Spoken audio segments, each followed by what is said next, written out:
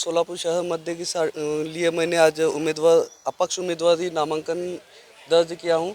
और मुझे उम्मीद है कि 1 तारीख को जो मैंने 3 पसंदीदा चिन्ह दिए, इसके अंदर प्रमुख से ऑटो रिक्शा, ट्रक और तुतारी है, तो इसमें से एक चिन्ह मुझे जरूर मिलेगा और उसी चिन्ह पे मैं ठामपने लड़ने की कोशिश करूँगा। वाहतुक संगठन संयुक्त महासंघ, ये जो है ये चालकों के हित के लिए, चालकों के कल्याण के लिए और वंचित घटक जो है उनके लिए लड़ने का निर्धार लिया है। और ये जो निर्णय है ये हमारे वाहतुक संगठन संयुक्त महासंघ के सर्वसाधारण सभा में ये निर्णय पास किया गया है कि हम लड़ना है। हाँ, पहली बात तो कौमी एकता मंच की तरफ से वो मांगनी नहीं थी।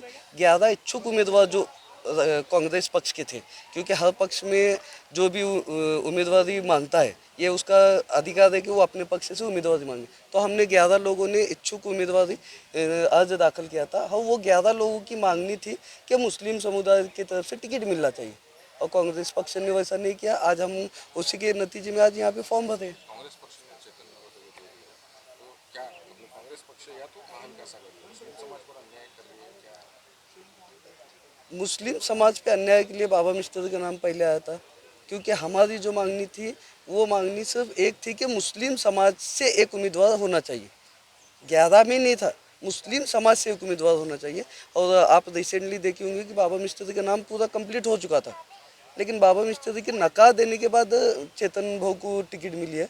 तो मैं नहीं समझता कि कोई पक्ष किसके ऊपर अन्याय कर रहा है। अपनी ताकत बनाओ, खुद के काम करो, ऑटोमेटिक आपको टिकट मिलेगी। प्रतिक्रिया दी है कि मैं तो दक्षिण का रहवासी हूँ, मेरा कार्य क्षेत्र दक्षिण है, फिर भी मेरे को जबरदस्ती मेरे को एक मतलब बौड़ी में मतलब एक विहित में ढकलने की कोशिश की है मध्य का ऑफर देकर। ऐसे एक्चुअली मैं इच्छुक ही नहीं था, तो मेरे को वो मतदार संघ का संबंध ही नहीं था। ऐसे कई जगह होते हैं जहाँ पे इच्छुक नहीं होते, लेकिन पक्ष सृष्टि जो होता है वो उनकी सोई अनुसार जहाँ पे एडजस्टमेंट हो सकते हैं वहाँ पे वो उम्मीदवारों को देते हैं। तो उसका ये मतलब नहीं है कि जो मध्य में मांगे उसको सिर्फ मध्य में ही मिले। कई उम्मीदवार महाराष्ट्र में पे आपने देखा होगा कि कई ऐसे उम्मीदवार, इच्छुक उम्मीदवार हैं जो कहीं पे भी मांगे लेकिन उनको दूसरे इलाके में दिए गए। अच्छा, आपकी मांगनी थी 11 इच्छुक में से आपकी मांगनी थी हाँ, मुस्लिम समाज की, तो अभी आपकी मांगनी क्या है? मतलब मुस्लिम समाज है या वास्तुक जिस संगठन? टाइम पे बाबा मिस्त्री का नाम डिक्लेयर हुआ और उन्होंने रद्द किया, हमारी मांगनी वहाँ पे कंप्लीट हो गई थी।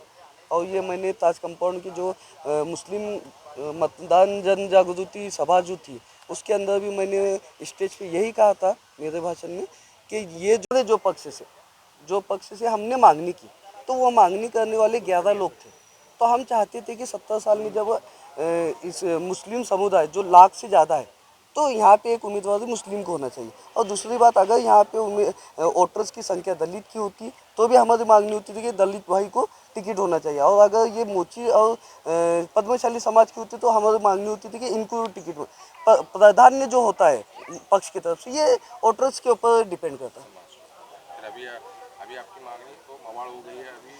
हम पहले से वाहतुक संगठन के काम के लिए, वाहतुक दादों के लिए और सभी पक्ष समाज के लोगों को साथ लेके काम करने का हमारा निर्धार है। उसी के मद्देनजर हमने यहाँ पे अपने तकदीर आजमाने के लिए खड़े। अगर किया जाएगा क्या कहना चाहिए? हाँ, अब तक का अभी लोकसभा में भी जो लोकसभा इलेक्शन देखेंगे या इसके पहले के इलेक्शन देखेंगे तो इस समाज को डिवाइड करके ही भाजपा अभी तक यहाँ पे सत्ता में है।